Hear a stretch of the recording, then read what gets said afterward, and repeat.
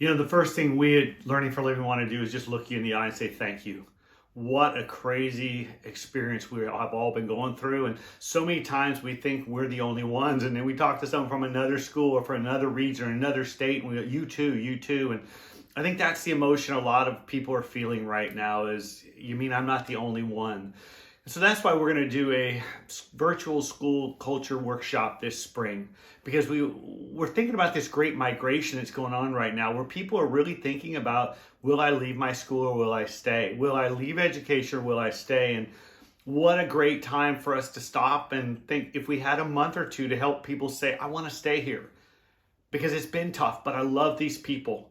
I love these families I get to serve. And while it's been really, really hard, I want to be part of this going into the future. And so that's what we want to do. We want to give you some ideas, some hope, some encouragement at this workshop. It's going to happen on April 5th and 6th.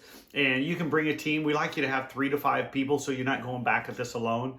And the cool thing about this one, you don't have to travel. You guys can find a way to do it in your own building. It's always good if you're together in the same room, because we'll give you breaks to, hey, talk about how might this work at our school? Because each one of you have a unique situation.